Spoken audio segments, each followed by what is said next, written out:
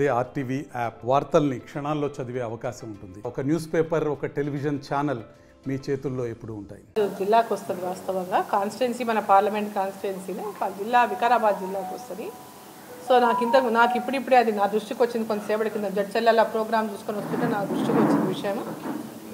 అక్కడ జడ్చెల్లెల ఈరోజు కలెక్టర్ గారు, ఎస్పీ గారు ఏదో సమావేశం పెట్టి అందరినీ అక్కడికి వెళ్ళినట్టు నాకు వచ్చిన సమాచారం ప్రభావం అక్కడికి వెళ్ళినట్టు, మాట్లాడడానికి వెళ్ళినట్టు, ఇక్కడ స్పెషల్ ఆఫీసరు, కాడా ఆఫీసరు, జిల్లా కలెక్టరు అక్కడికి వెళ్ళినట్టు, పెద్ద ఎత్తున పోలీస్ బందోబస్తు కూడా అక్కడ ఉన్నారని చెప్తున్నారు. మరి పోలీస్ బందోబస్తు పెద్ద ఎత్తున ఏర్పాటు చేసుకొని అక్కడ సమావేశం పెట్టుకున్నారు.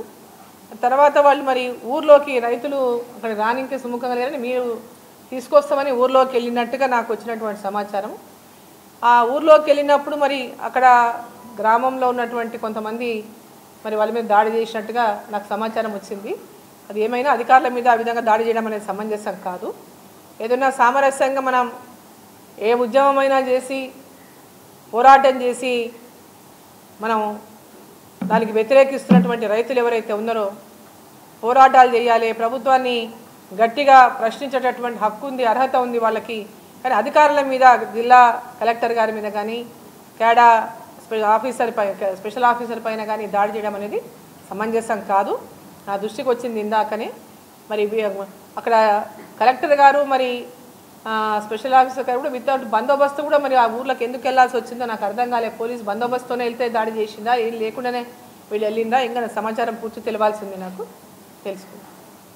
అదేమాత్రం కరెక్ట్. అది వాళ్ళ డెఫినెట్గా వాళ్ళైతే తీవ్రంగా వ్యతిరేకిస్తున్నారు అక్కడ అందరూ గ్రామస్తులు, ఆ చుట్టుపక్కల 5 గ్రామాల వాళ్ళు, తండాలలో వాళ్ళంతా కూడా. సో అది ఏదున్నా ముఖ్యమంత్రి గారు అక్కడి నుంచే కాబట్టి వారు ముఖ్యమంత్రితో డైరెక్ట్గా చర్చలకు కూర్చొని మాట్లాడుకొని దాన్ని పరిష్కారం చేసుకోవచ్చు. కాబట్టి ముఖ్యమంత్రి గారు కూడా దీనిపైన సీరియస్గా దృష్టి పెట్టాలి. దృష్టి పెట్టి, ఎందుకంటే ఇప్పటికి ఇది రెండవసారి, ఇంతకుముందు కూడా ఒకసారి మన ఈ మధ్యలో గొడవ అయినట్టుంది. మరి ఇది డైరెక్ట్గా ఈరోజు అధికారుల మీద కూడా ఆ గ్రామస్తులు మరి తిరుగుబాటు చేసినట్టుగా మనకు దృష్టికి వచ్చింది. మరి మన గ్రామస్తుల యొక్క సమస్యలేమి, వాళ్ళ బాధలేమి కూడా వినాల్సినటువంటి బాధ్యత కూడా ప్రభుత్వం పైన ఉంది.